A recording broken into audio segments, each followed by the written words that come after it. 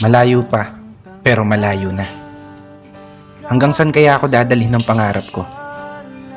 Yan yung tanong na palaging tumatakbo sa isip ko. Na marahil, ganun din sa isip mo. Kasi kung titignan mo, kakaiba talaga yung ginagalawan nating mundo.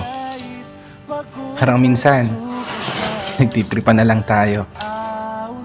Paikot-ikot na lang yung sitwasyon na paulit-ulit kang natatalo. Oo, minsan, may araw na panalo ka, pero mas madalas pa rin yung nadedehado. May oras na gulong-gulo yung isip mo, may panahon naman na pumapabor sa gusto. Ganito siguro talaga yung ibig sabihin ng buhay. Hindi perpekto ang tempo, at lahat nakaayon lamang sa tiyempo. Pero kahit ganon, dapat magpasalamat pa rin tayo.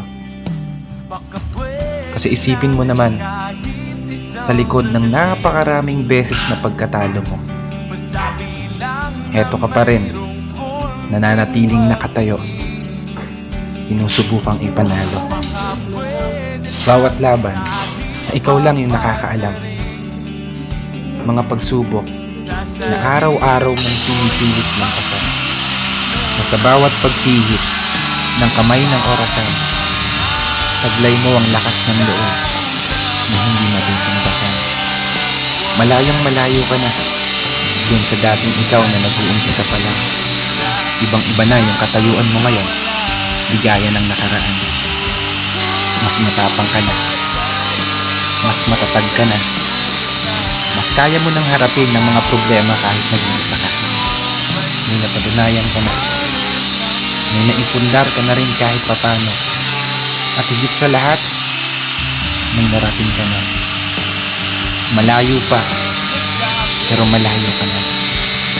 Kaya ituloy mo lang ang paglalakbay hanggang sa marating mo yung dulo. Paulit-ulit ka mang matalo, matumba, madapa. Diretso ka lang ayon sa plano.